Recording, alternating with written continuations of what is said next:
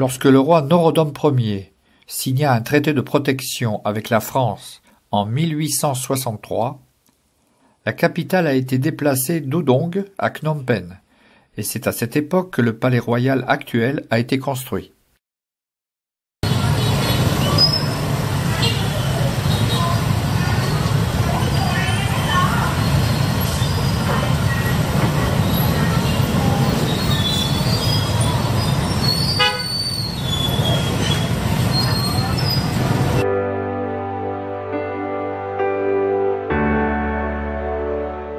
Le palais royal du Cambodge est un bon exemple d'architecture khmer, mais en intégrant des caractéristiques occidentales, voire françaises.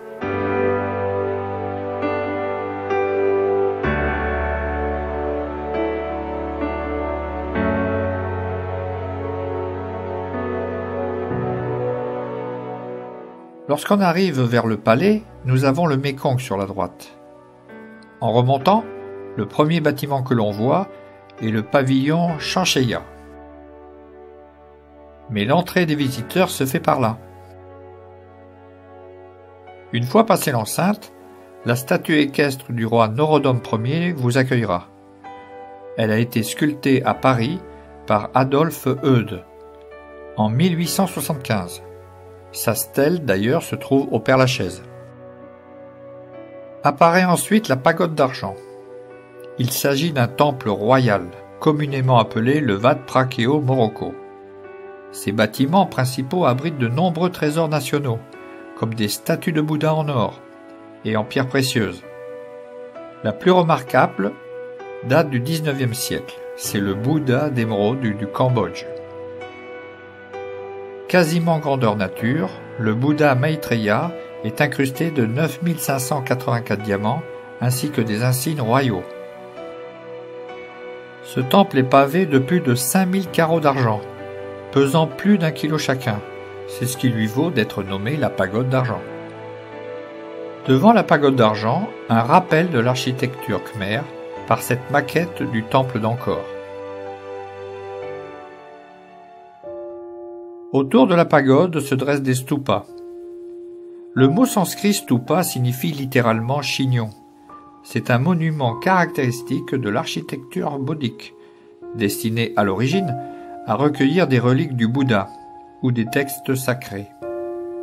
Ici, dans les niches des stupas, sont déposées les urnes contenant les cendres de personnages vénérés.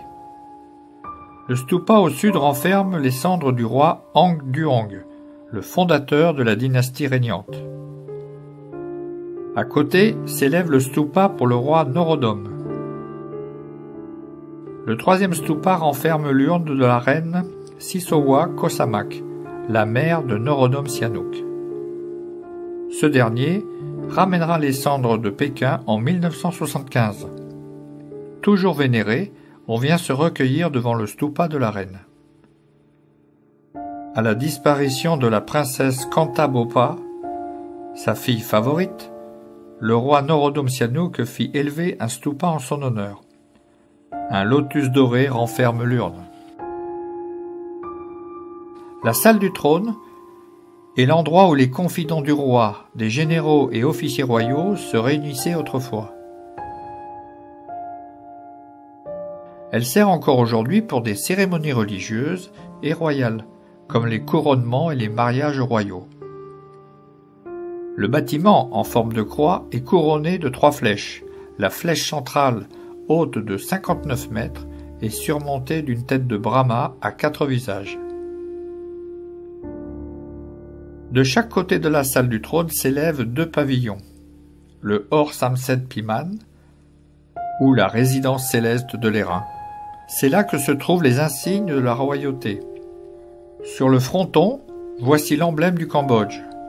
La tiare de la victoire, l'épée sacrée, le Christ, l'éventail, le nécessaire à Bethel, la coupe des libations.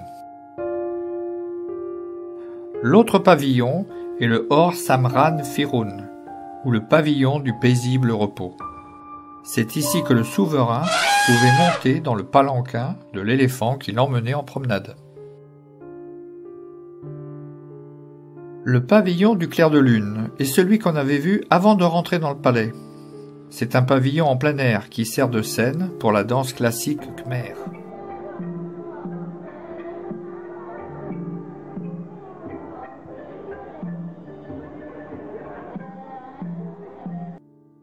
Le palais Kemarin est le nom courant du palais du roi Khmer. Il est utilisé comme résidence par le roi. Ce bâtiment se trouve à droite de la salle du trône. Le bâtiment principal est surmonté d'un prang.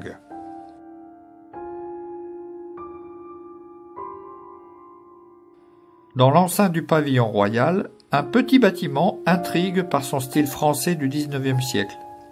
Ce pavillon fut envoyé par Napoléon III au roi Norodom. Ce cadeau impérial, en fer forgé, arriva en pièces détachées et fut remonté en 1876. Les galeries du cloître, où se trouve la pagode d'argent, sont décorées de fresques qui illustrent les épisodes de la version khmer du Ramayana, appelé Rehamker. Le Ramayana, ou Gloire de Rama, est une œuvre majeure de la poésie indienne. Dans la culture khmer, les scènes sont quasiment identiques dans le Rehamker. Le prince Reham et sa femme Sita vivent dans la forêt. Apparaît Rehap, le roi des démons, qui tombe amoureux de Sita. Sita est enlevée et retenue prisonnière dans le royaume de Lanka, l'actuel Sri Lanka. Aidé par Hanuman, général de l'armée des singes, Reham attaque l'île de Lanka.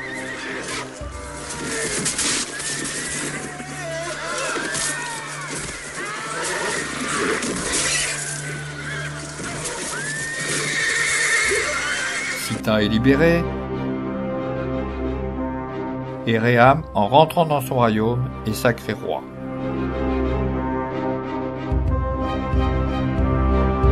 Comme tout palais royal, il ne faut pas oublier les jardins qui ont été aménagés en 1990 sous l'égide de Sa Majesté la Reine. On découvre des essences d'arbres, de plantes et de fleurs qui ne s'épanouissent qu'au Cambodge. En sortant de la salle du trône, l'allée nous mène vers la porte de la Victoire. Ainsi s'achève cette découverte du palais royal du roi du Cambodge.